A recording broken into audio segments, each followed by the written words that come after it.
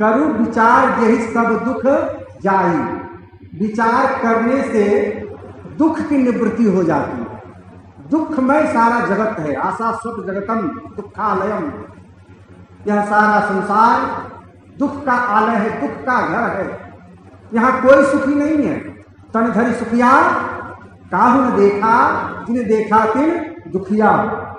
उदय अस्त की बात करें तो सोऊ तो भव दुखिया। संसार में सभी दुखी हैं।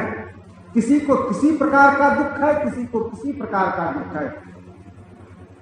किसी को शारीरिक दुख है, किसी को मानसिक दुख है। दुख सभी को है, राजा हो, रंक हो, अमीर हो, गरीब हो,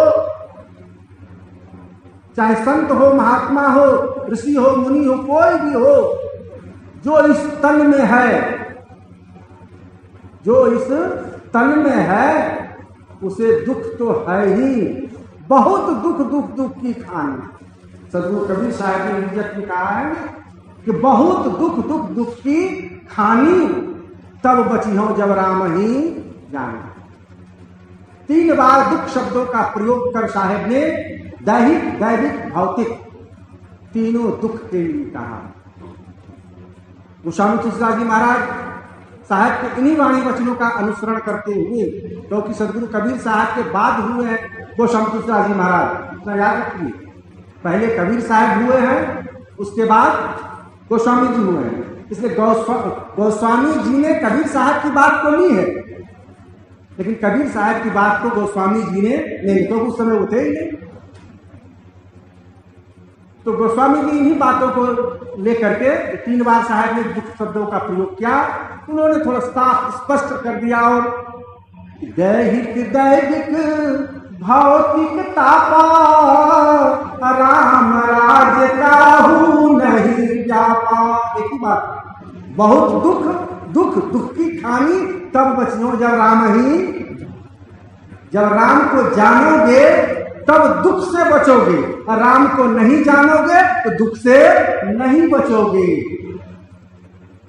राम का वहां बहुत दैहिक जनी भौतिक तापा, राम राज काहू नहीं व्यापा। वहां राम राज शब्द कहा। राम राज का मतलब राम को जानना। जो राम को जानता है वही दुख से निवृत्त होता है, कि जो राम को नहीं जानता वो दुख से निवृत्त नहीं हो सकता है। इसलिए राम को जानना जरूरी है। इसलिए सदगुरु कबीर साहब जगह जगह पर उनकी जो वाणी है उनमें राम की भक्ति करने के लिए कहा। सुमिरन करहूं राम के, काल गहे हैं केस, ना जानो कित मारियो, क्या घर क्या परदेश। सुमिरन करहूं राम के, राम का सुमिरन करने के लिए साहब करते हैं। तो राम को जाने बिना राम का सुमिरन कैसे करोगे?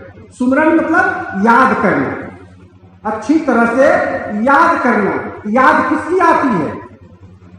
जिसको आपने कभी देखा है, जिसके साथ आपकी वार्ता हुई है, या जिसके संबंध में आपने कुछ सुना है, जाना है, पहचाना है, उसका स्मरण किया जाता है, उसका सुमिरन किया जाता है। इसलिए सबसे पहले राम को जानो कि राम कौन है, कहां है, कैसा है।